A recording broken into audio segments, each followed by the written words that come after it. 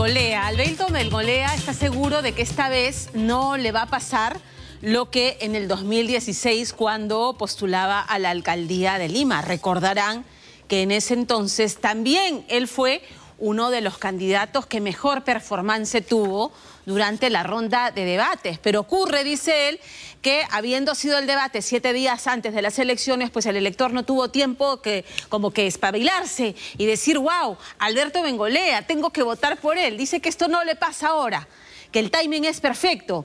Y frase textual de Alberto Bengolea: hoy augura una inminente y clara subida al galope. De eso está seguro. Tan confiado está Alberto Bengolea que el elector va a saber evaluar que lo suyo no es solamente la capacidad oratoria que tiene, que domina, sin duda, por los 30 años de comentarista deportivo en la televisión, sino que el elector va a entender que se trata de un político que tiene detrás toda una maquinaria partidaria, un partido histórico y con vocación democrática. Ni siquiera se pone en el escenario de que el PPC pudiera desaparecer, no pasar la valla electoral. Pero hay que decirlo, pues Alberto Bengolea no la tiene fácil. Y no la tiene fácil porque recordemos que Lourdes Flores, con toda su trayectoria y todos sus pergaminos, y con este mismo partido detrás, lo único que cosechó son fracasos, son derrotas. Y además terminó muy mal. Luego, el partido y ella, luego de esta alianza fallida con el Partido Aprista Peruano. Esta semana Fernando Díaz entrevista a Alberto Bengolea, que enfila su puntería contra varios de los candidatos, contra Verónica Mendoza, que nos dice que nos va a llevar a la Venezuela de Chávez, o contra Forsyth, que dice que él representa algo diferente a la mismocracia, pero lo que ha hecho es darle una maquillada al partido del Pastor Lay. Veamos qué más dice Alberto Bengolea con Fernando Díaz. Hasta hace unos días estabas en la categoría quizás de los candidatos pequeños que ni aparecían en los sondeos de opinión, y de pronto crees que el debate te vuelve a colocar en una posición expectante, en una situación que pues el electorado te empieza a observar. Si hacemos una historia de las elecciones en el Perú en los últimos años, sobre todo, las fotos, porque las encuestas son eso, fotos. Cuando se dice una foto del momento, esas fotos del momento no siempre se parecen al resultado final. Pero la gente comienza a tomar atención en serio hacia el final, las últimas 2 semanas, 3 semanas. Entonces creo que el debate está en el momento exacto para que la gente mire, escuche y tome decisiones. Lo que nosotros decíamos siempre a lo largo de la campaña, cuando algunas personas decían, pero no subimos, yo decía, cuando la gente voltea a mirar y a buscar, nos tiene que encontrar sólidos en las propuestas. Y lo que dijimos en el debate del otro día es lo mismo que venimos diciendo desde hace 3 meses. Es nuestro plan de trabajo. Ahora, el PPC es un partido antiguo, ¿no?, que quizás junto con Acción Popular son los únicos que quedan vivos en esta contienda, ¿no?, en medio de tantos movimientos políticos. Pero también que ha padecido, lo señalabas, el fraccionamiento, las divisiones, los cuestionamientos, la pérdida de liderazgo, ¿no? ¿Qué puedes decir al respecto, Alberto? Que el PPC es un partido con historia, pues. Más de medio siglo de historia, con altas y bajas, con cosas buenas y cosas malas, con momentos importantes y otros que no lo son. Eso no lo puede contar casi ninguno de mis competidores porque no tienen esa historia, o sea, porque no tienen dónde mirar. ¿Y cuál es la ideología? ¿Un partido de derechas? No, somos un partido de centro por definición de la CDU alemana desde hace mucho tiempo que heredamos acá en el Perú. El pensamiento social cristiano es por definición un pensamiento de centro, alejado de las izquierdas estatistas, alejado de los colectivismos que creen que el Estado tiene que manejarlo todo y solucionarlo todo, y alejado también de las propuestas liberales que creen que el Estado no debe existir, no debe meterse, hay que minimizarlo al máximo porque todo tiene que ser libertad. Por un lado tienes a la gente que prioriza la igualdad, por otro lado tienes a la gente que prioriza la libertad. ¿Qué puede diferenciar tu plan de gobierno, tus propuestas, de las propuestas de, por ejemplo, de López Aliaga, o de las propuestas de otros candidatos de derecha, como de Soto, para el colectivo, para el imaginario colectivo, para el electorado? Lo veía también en redes ayer. Se sigue colocando al PPC en el grupo de la derecha conservadora. Hay una cosa que nos iguala, si quieres, y es que frente a la amenaza mayor de estas elecciones, que es un triunfo de la izquierda, y digo que es una amenaza mayor por lo que está pasando en América Latina. O sea, nosotros no podemos cerrar los ojos frente a lo que pasa en América Latina. Yo no quiero una Venezuela en el Perú. Pero ahora si me dices qué te diferencia de López Aliaga, pues me diferencia muchas cosas. El señor López Aliaga dice graciosamente que es social cristiano. Él no es social cristiano, él es cristiano, que es distinto. El pobre tiene una confusión muy grande entre sus ideas políticas y religiosas y todo lo mezcla. Yo creo que tiene que haber todo el mercado que sea posible, porque creo que el que genera riqueza es el impulso privado, las ganas de la iniciativa privada. Las baterías enfiladas contra la izquierda han sido clarísimas en el debate, ¿no? Pero la izquierda nunca ha gobernado el país, entonces ha sido la derecha. Si se dice que la izquierda nos va a llevar al fracaso y la izquierda nunca ha sido gobierno, ¿de qué estamos hablando? Pero es que perdóname, estoy hablando de la humanidad, no estoy hablando del Perú. La izquierda ha fracasado en el mundo entero. En el Perú tuvo una experiencia que fue desastrosa. El Velascato, ¿qué cosa fue? O sea, eso fue un gobierno de izquierda autoritario militar, ¿correcto? Que hizo una serie de reformas que lo único que hicieron fue arruinar al país. Económicamente de eso no nos levantamos hasta 20 años después.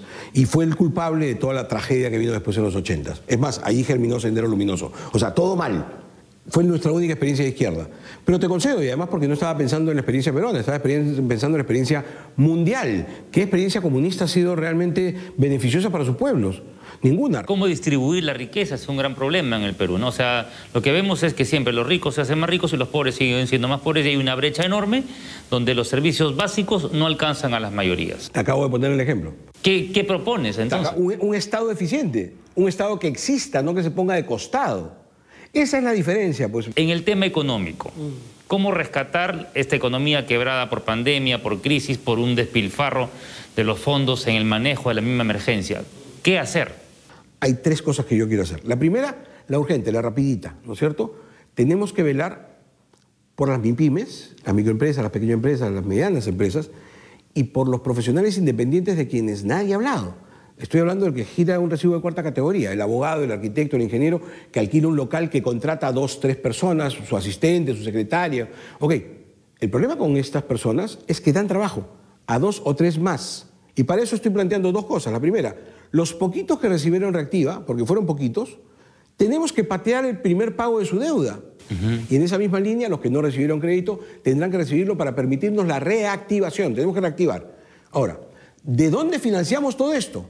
Del trabajo que vamos a generar. ¿Cómo? Vienen los otros dos campos. El primero, el destrabe de proyectos. A donde tú vayas en el Perú, vas a encontrar un proyecto trabado, paralizado. ¿Eres pro minería?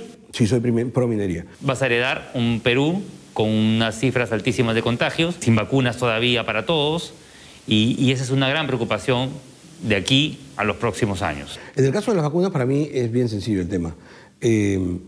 No puedo darte una respuesta exacta hoy porque no sé qué va a pasar el 28 de julio, así que te daré hipótesis. Entonces yo no sé, por ejemplo, si Sagasti cumplirá su promesa de tener todo comprado.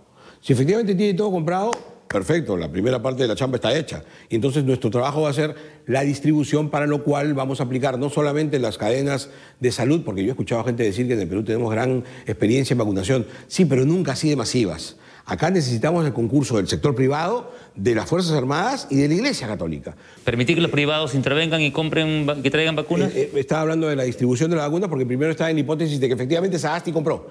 Pero como no creo que eso ocurra, entonces ahora viene el problema. ¿Qué pasa si no están las vacunas? Hay que salir a comprarlas. ¿Quién? Todos. ¿Cuáles? Todas. Vamos y compramos todas. Los privados también. Si hubiera podido vacunarse en otro país, ¿se hubiera vacunado? No, porque estoy siendo candidato presidencial. Si no lo fuera, seguramente sí. Uno de los temas que ha saltado es este episodio ya del pasado, donde se le vincula a una oposición a la creación de SUNEDU, ¿no? Es una leyenda negra, sí. ¿Cómo explicarlo? Porque SUNEDU es para muchos una tarea que se debe cumplir justamente para evitar la informalidad, ¿no? Y que más universidades cascarón sigan circulando, sigan ejerciendo la educación superior. Y para nosotros también. Y está en nuestro plan de gobierno. Entonces, ¿por qué se le vincula y por qué se dice que estuvo en contra de la SUNEDU? ¿Cuál es el problema cuando se debatió SUNEDU? Yo tenía dos grandes, hasta tres, pero vamos a cerrarlas en dos. La primera, esa era la oportunidad, porque no era la ley de SUNEDU, acuérdate, es la ley universitaria, ¿ok? Donde se creó SUNEDU.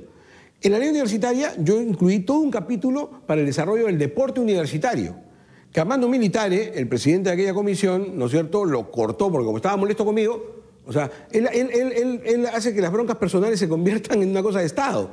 Entonces, y a partir de ahí, el señor me viene persiguiendo con esta, y cada vez que puede me ataca y me ataca. El meollo del problema, ni siquiera el tema del deporte. La ley de SUNEDU dice que el superintendente es nombrado por el ministro de Educación. Y eso yo lo discuto. Eso me parece una intromisión inaceptable del Estado. Pero Alberto, ¿ha funcionado? Sí, perfecto, ahora. Pero tú no sabes qué Estado... ¿Y cómo debe ser entonces? Formas un grupo en donde están representadas las universidades, el Estado también, yo no digo que el Estado no esté, están todos y en un grupo independiente y autónomo se toman las decisiones, entre otros, ¿quién es el superintendente? Otro punto importante que a la gente le preocupa es la inseguridad, ¿no? Nadie resuelve el tema de la delincuencia. Nos hemos llenado también de delincuentes extranjeros, que los vemos a diario en las noticias. Entre los temas que trató en el debate fue reforzar a la policía y obligar que se cumplan estos 3 años de estudio. ¿Pero eso es suficiente? No. Para atacar la inseguridad ciudadana hay que atacarlo hay que diseñar 3 estrategias distintas para 3 momentos diferentes. No es lo mismo. Uno es la prevención, que es el trabajo para mí más importante. La pregunta es, ¿tú quieres castigar a un delincuente o quieres que no haya delincuentes? Yo quiero lo segundo. Entonces el trabajo de la prevención es lo más importante, evitar que se delinca. El segundo momento es cómo hacemos para enfrentar convenientemente al delincuente, cuando llega el cara a cara, el enfrentamiento pecho a pecho. Y el último es cómo hacemos después, producido el acto delictivo, cómo hacemos en la sanción. En la prevención una cosa previa, hay que cerrar de inmediato todos los mercados de cosas robadas. Todos sabemos hipócritamente dónde están esos mercados y hasta vamos a comprar en ellos. Ok, eso tenemos que cerrarlo de inmediato, eso va a ser una de las primeras cosas que voy a hacer. ¿Qué hacemos con el delincuente ya capturado? A los primarios, con la mayor dureza, esos 3, 4 años que les toquen, firme para que no reincidan. ¿Así sea por un celular? Exactamente, porque así comienzan. Que no reincidan. Y ojo que no estoy hablando de la cuantía de la pena. Eso depende del Poder Judicial. Pero va a tener que mandar a construir varios penales. Pero no tengas duda. ¿Propuesta concreta en tema ciencia, tecnología, brecha digital? En el Perú se construyó la red dorsal. Más o menos se invirtió 2.500 millones para eso, más o menos. El problema es que no está terminado. O sea, se terminó la red dorsal, pero no se terminaron las cadenas de penetración. Por eso es que tú sales de las ciudades principales y ya no tienes internet. ¿Qué digo yo? Hay que invertir. Y más o menos una cantidad similar. ¿Para qué? Para terminar. Es como que hayas hecho la carretera panamericana, digamos, y no hayas hecho la pista que te llega hasta tu casa. Políticas también para las minorías. ¿El Perú es un Estado laico? Sí. ¿Está a favor de la unión civil? Sí. Y en el tema de políticas educativas con la igualdad de género, sí. ¿Fortalecer lo que ya ha avanzado en el tema de la currícula escolar o cambiar el tenor? Hay que hacer algunos pequeños ajustes en el siguiente sentido. Lo que pasa es que de esto se ha hecho una pelea ideológica y tenemos a 2 extremos luchando irreconciliablemente cuando en el centro lo que importa es que tenemos que ser conscientes que en el Perú hay lamentablemente un machismo que todavía vive, hay lamentablemente una situación de vulnerabilidad de la mujer. El abuso contra la mujer es evidente, ¿no es cierto? La violencia contra la mujer existe. Y eso tiene una razón fundamental en una serie de estereotipos que creo están siendo ya eliminados en las nuevas generaciones, pero que durante décadas han existido en el Perú. ¿Despenalizar, por ejemplo, el aborto por violación? ¿Tiene la misma posibilidad? Por supuesto que sí. Ahora, sobre eso, la izquierda va a hablar de ideologías de género. No, pues dejen de fastidiar. ¿Estaría a favor de una despenalización de aborto en caso de violación? No. No. El aborto es un asesinato. ¿Cómo ve a sus contendores? Lescano es un peligro. En Verónica es un peligro. Forsyth es un peligro. En el caso de Verónica Mendoza, porque es una candidata articulada, que tiene claridad de lo que quiere, y lo que quiere es llevarnos a ser Venezuela. Segundo peligro, Lescano. Pobre Fernando Belaúnde. Lescano habla de Belaúnde, pero sus ideas son velasquistas, no belaundistas. O sea, es la mejor expresión de lo que llamamos hoy un populista. Fujimori. No, pues Fujimori arruinó el país 3 veces. ¿Le vas a dar una cuarta? López Aliaga. López Aliaga ciertamente es muy peligroso. Es una persona que confunde religión con política. Es una persona, además, que ha demostrado, lamentablemente, un profundo desprecio por la dignidad de las personas. Forsyth. Es otra situación. A ver, Forsyth nos trata de vender de que él es el nuevo, ¿no? De que él es nuevo. A ver, vamos por partes y por cucharadas. Primero, él es un viejo político.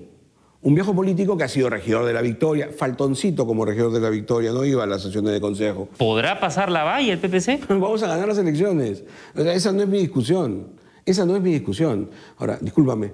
La preparación nuestra tiene años. ¿Qué pasa si no consigue los votos? Política, es que los vamos a conseguir. Se puede pensar, bueno, no tengo nada que perder. Bengolea no tiene nada que perder y ha ido con todo porque no tiene nada que perder. Pero discúlpame, tengo una historia atrás. ¿Cómo que no tengo nada que perder? Ellos no tienen nada que perder. Ellos son un invento de hace unas horas. Ellos se juntaron ahorita nada más, compraron un vientre de alquiler, juntaron 4 amigotes, redactaron un... ¿Qué tienen que perder? Nada. ¿Por qué quiere ser presidente? Porque el PPC siempre está en las contiendas electorales diciendo su mensaje ¿Y qué es lo que tenemos que hacer? Porque eso es un partido político. Porque no nos presentamos a elecciones nada más. Si todos los que dicen, yo quisiera votar por Bengolea, pero Bengolea no va a llegar, votaran por Bengolea, estamos en la segunda vuelta. Se podría pensar que vive en una burbuja. No. La burbuja es una parte de mi vida, mi infancia, de la que me siento súper orgulloso. Yo no sé, los que creen que se burlan de mí por eso o que me atacan por eso, lo primero que les preguntaría es qué hacían cuando ellos tenían 12 o 13 años. Yo trabajaba. Eso, que parece tan divertido, era mi trabajo. Sino que adicionalmente a ello, fui feliz. Porque tuve la fortuna de vivir en el mundo maravilloso que me generó Yola Polacio, a quien le mando un beso, por supuesto. En todo caso, son las burbujas que están subiendo. Las burbujas van para arriba.